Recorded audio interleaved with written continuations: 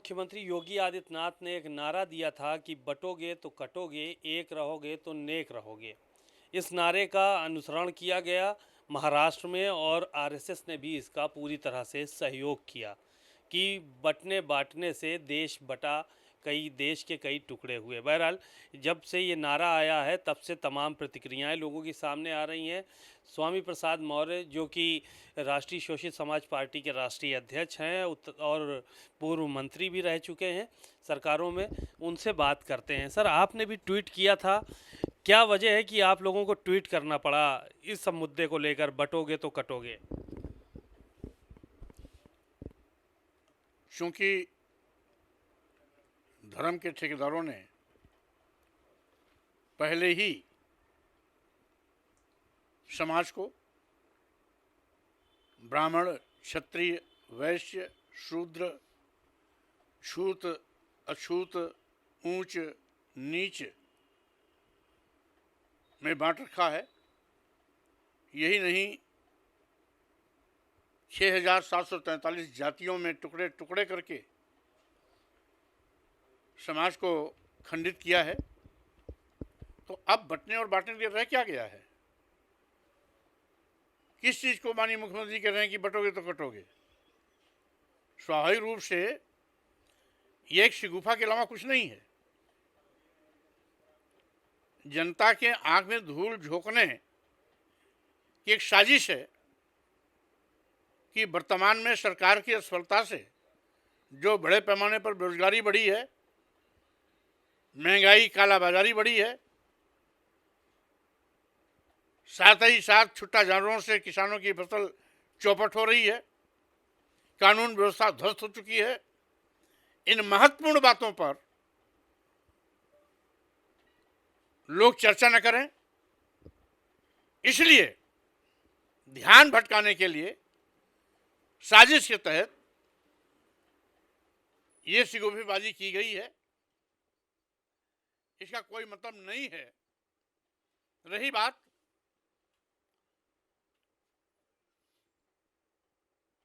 RSS के सह sir संचालक हसबोले जी ने इसको स्वागत किया। शायद वो भूल गए आरएसएस प्रमुख मोहन भागवत जी की उस बयान को, जिसमें उन्होंने स्वयं कहा था, जातियां भगवान ने नहीं बनाई, पंडितों ने बनाई है। तो जब पहले ही आरएसएस प्रमुख मोहन भागवत जी इस बात को स्वीकार कर चुके हैं कि बंटने बांटने का काम पंडितों ने किया है, तो अब हसबोले जी मोहन भागवत से ऊपर जाकर के उनको सुपरसीड करके उल्टा उपदेश क्यों दे रहे हैं? किसकी आंख में धूल झोंक रहे हैं? तो स्वाभाविक रूप से पहले इनको आपस में तय कर लेना है कि मोहन भागवत जी सही है या मुख्यमंत्री योगी आदित्यनाथ जी और हसबोले जी सही हैं। जनता को गुमराह करना छोड़ें। देश की जो ज्वलंत समस्याएं हैं उसको हल करें और प्रदेश में चौपट कानून व्यवस्था को पटरी पे लाएं। बेरोजगारी की त्रासदी झेल रहे नौजवानों का आंसू पोंछें। साथ ही साथ महंगाई, कालाबाजारी से बचा करके प्रदेश को सही वितरण व्यवस्था सुनिश्चित करें। और रही बात जो छुट्टा जानवर बड़े पैमाने पर किसानों की फसल चौपट कर रहे हैं, उससे किसानों को बचाएं। सर, आपने कहा कि पहले ही बांटा जा चुका है क्षत्रिय, ब्राह्मण, क्षत्रिय, वैश्य, शूद्र में वर्ण व्यवस्था पहले, तो ये तो बहुत पहले की व्यवस्थाएं हैं, उसका जिक्र आप लोग अब कौन सा? अब तो सबको बराबरी का दर्जा मिला हुआ है। भारतीय संविधान ने बराबरी का दर्जा दिया, लेकिन संविधान की कसम खाने वाले लोग अभी भी मनुवाद के शिकार हैं। यही कारण है अभी हाल में उत्तर प्रदेश में 2 दर्जन से ज्यादा अनुसूचित जाति और पिछड़ों की हत्याएं हुई। वो दबंग माननीय मुख्यमंत्री की बिरादरी के हैं। मैं कहना चाहता हूं, क्या दलित और पिछड़े हिंदू नहीं हैं? क्या हिंदू के नाम पर दलितों पिछड़ों ने भाजपा को वोट नहीं दिया है? अगर दिया है और दलित पिछड़े भी हिंदू हैं, तो हिंदू की दुहाई देने वाले, हिंदू राष्ट्र की वकालत करने वाले लोग अपने ही कौम हिंदुओं को क्यों कटवा रहे हैं, क्यों मरवा रहे हैं? इसलिए कथनी और करनी में एकरूपता होनी चाहिए। आज कानून व्यवस्था जाति देख करके, धर्म देख करके, वर्ग देख करके अगर लागू किया जाएगा तो स्वाभाविक रूप से प्रदेश में कानून का राज नहीं होगा, बल्कि जंगल राज होगा, जो जंगल राज वर्तमान में चल रहा है। शिवपाल जी ने एक बयान इसी पे दिया था, बटोगे तो कटोगे, एक रहोगे तो नेक रहोगे। उन्होंने मंच से एक बात कही और उसमें कहा कि पीडीए ना तो बटेगा ना तो कटेगा, और जो कोई इस तरह की बात करेगा वो पिटेगा, ऐसी बात कही। तो उनके इस बयानों से क्या आप सहमत हैं? देखिए, अब वो शिवपाल जी किस परिप्रेक्ष्य में बात कहे हैं, उसको बेहतर तरीके से वही बता सकते हैं। लेकिन माननीय मुख्यमंत्री जी ने जो बटेंगे और कटेंगे की बात कर रहे हैं कि बटेंगे तो कटेंगे, ये सिगुफेबाजी है। आज दलित और पिछड़े बड़े पैमाने पर कट रहे हैं, एक होने के बावजूद भी कट रहे हैं। बांटा और बंटवारा किया इनके पुरखों ने, जो हसबोले जी स्वागत कर रहे हैं। किसके पुरखों ने? हसबोले जी के पुरखों ने, जिसको आरएसएस प्रमुख भागवत जी ने स्वीकार भी किया कि जातियां वर्ग भगवान ने नहीं बनाई, पंडितों ने बनाई। तो जब आरएसएस प्रमुख जी ने इस बात को स्वीकार कर लिया कि किसने बांटा और हम क्यों बटे, तो हसबोले जी को सफाई देने की क्या आवश्यकता है? हसबोले जी को मुख्यमंत्री के इस बयान के स्वागत करने का क्या औचित्य है? और फिर और मान लिया भी जाए हम एक तो हैं, फिर भी आज दलित और पिछड़े क्यों कट रहे हैं, क्यों मारे जा रहे हैं, क्यों दबंगों की लाठी से मौत के घाट उतारे जा रहे हैं, क्यों सरकार उनके खिलाफ कार्रवाई नहीं करती, सरकार उनके घरों पर बुलडोजर क्यों नहीं चलाती? क्या बुलडोजर केवल एक धर्म विशेष के लोगों को डराने के लिए किया जाएगा? क्या दलितों, पिछड़ों, अल्पसंख्यकों के घर पर ही बुलडोजर चलेगा? इन अपराधियों पर नहीं चलेगा जो दलितों और पिछड़ों को गोलियों से भून रहे हैं, लाठियों से मौत के घाट उतार रहे हैं? तो स्वाभाविक रूप से इस पर सरकार चुप क्यों? सरकार को अपनी जवाबदेही सुनिश्चित करनी चाहिए। मैं बार बार कहा, फिर कह रहा हूं कि मुख्यमंत्री, प्रधानमंत्री किसी एक जात के नहीं, किसी एक वर्ग के नहीं, किसी एक धर्म के नहीं। मुख्यमंत्री, प्रधानमंत्री प्रदेश और देश की पूरी जनता के होते हैं। इसलिए सभी जनता को अपना समझ करके बिना भेदभाव के कानून का इस्तेमाल करना चाहिए। और साथ ही साथ अगर किसी ने कानून तोड़ा तो कोई हो, किसी भी जाति वर्ग धर्म का हो, सबके साथ एक बराबर व्यवहार करना चाहिए। आप ब्राह्मणों से इतनी नफरत क्यों करते हैं? पंडितों का बनाया हुआ कानून है, पंडितों ने बंटवारा किया है और उनको बात को कोट कर करके आप अपने दिल की बात कह रहे हैं। इतना ज़्यादा क्यों आप जो है वो करते हैं, विरोध करते हैं, ललकारते रहते हैं हमेशा? यह बहुत गलत है जो ये आपका आरोप है कि मैं किसी का विरोध करता हूं। मैं किसी का विरोध नहीं करता। आखिर मोहन भागवत जी ने जब कह दिया कि जातियां पंडितों ने बनाई, तो स्वामी प्रसाद मौर्य कहां रह गए? अगर विरोध की बात होती तो लोगों को मोहन भागवत जी से पूछना चाहिए। हम तो जातिवाद से ग्रसित हैं, पीड़ित हैं। हम तो जातवाद के शिकार हो रहे हैं। जातवाद के नाते उपेक्षा किया जा रहा है, जात बात के नाते हमें कहीं नीच कहा जाता, अधम कहा जाता, जात सूचक शब्दों का प्रयोग करके हमें उपेक्षित किया जाता और इस देश की महिलाओं और शूद्रों को प्रताड़ित, मारने पीटने का पात्र बताया जाता है। शूद्र कितना भी पढ़ लिख के विद्वान क्यों न हो जाए, काबिल हो जाए, उसे सम्मान नहीं दिया जाना चाहिए। मैं तो इस भेदभाव का शिकार हो रहा हूं। मैं कौन इस जात बात के नाम पर मलाई खा रहा हूं? मैं तो जात बात के नाम पर गाली खा रहा हूं, लाठी खा रहा हूं, अपमान झेल रहा हूं, पीड़ा झेल रहा हूं। हम तो इसके शिकार हुए हैं। हम तो चाहते हैं जात बात कल नहीं, आज, और आज भी नहीं, अभी खत्म हो जाए, जिससे कि समाज में सब एक बराबर, एक तराजू पर तोले जाएं।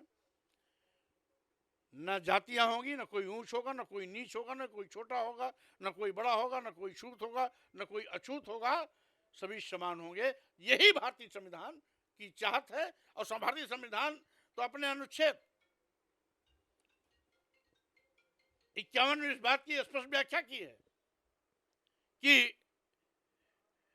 संविधान और कानून की नजर में सभी बराबर हैं। वर्ण, धर्म, जाति, जन्मस्थान, लिंग के आधार पर किसी के साथ कोई भेदभाव नहीं किया जा सकता।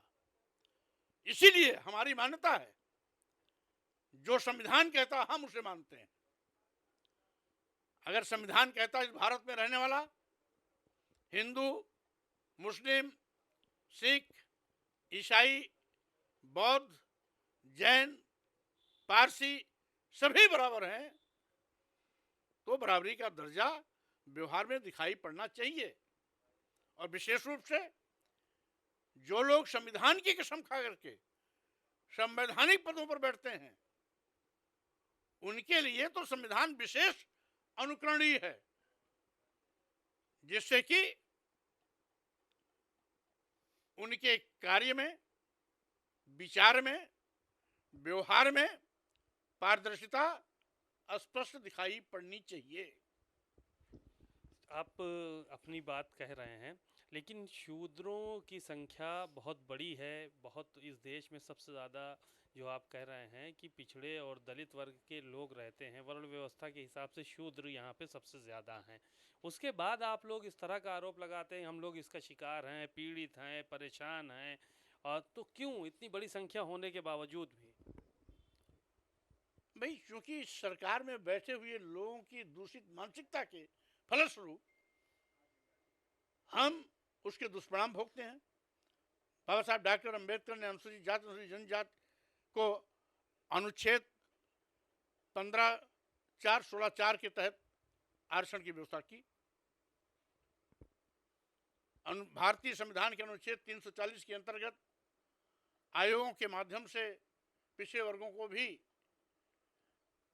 27% आरक्षण की सुविधा मिली। लेकिन आज वो पूरा का पूरा आरक्षण सिस्टम कोलैप्स कर गया, खत्म होता जा रहा है, मृतप्राय हो रही है।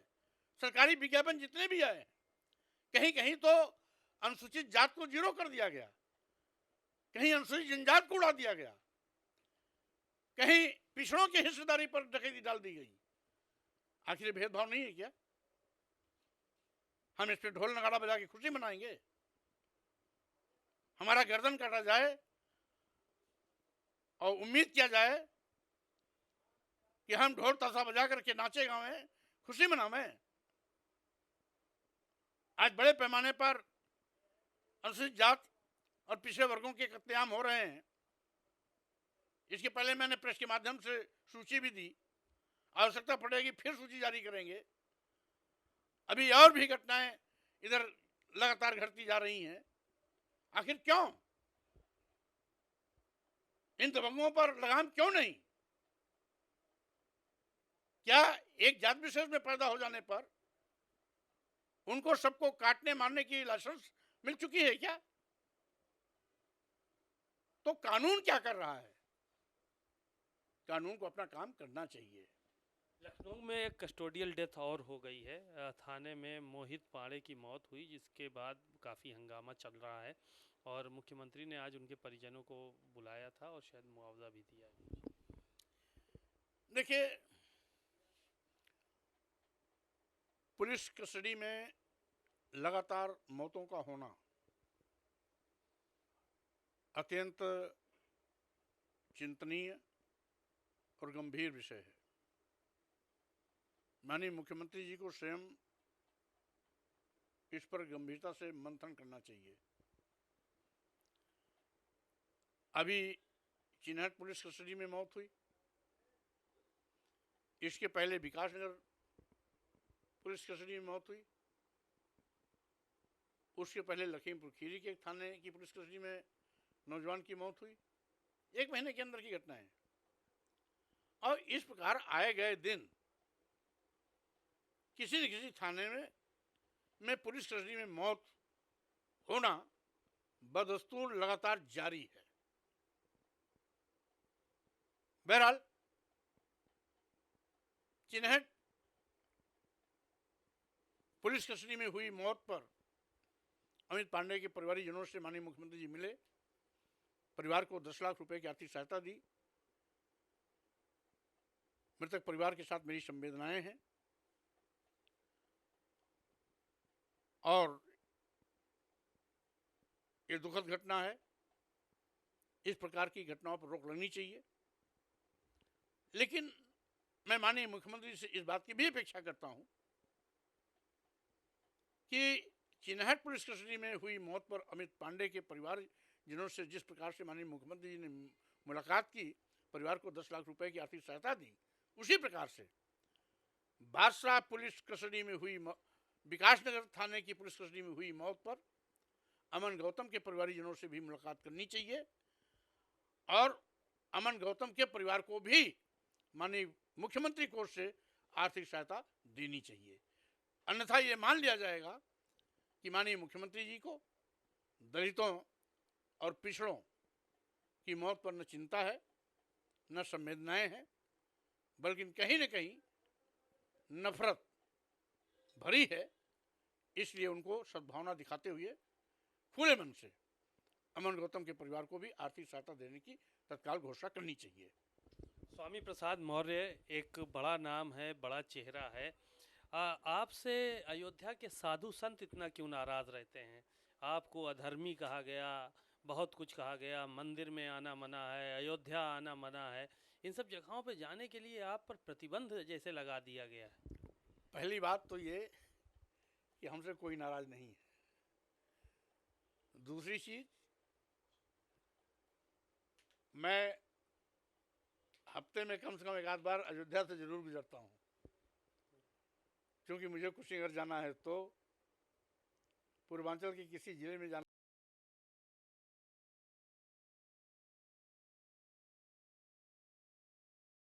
अयोध्या होके ही जाते हैं। आज तक किसी ने रोकने का कुछ चेष्टा नहीं किया है। एक चीज। दूसरी चीज, मैं जब जहां भी अन्याय होता है उसके खिलाफ आवाज जरूर उठाता हूं। अब इससे अन्याय करने वालों को पीड़ा हो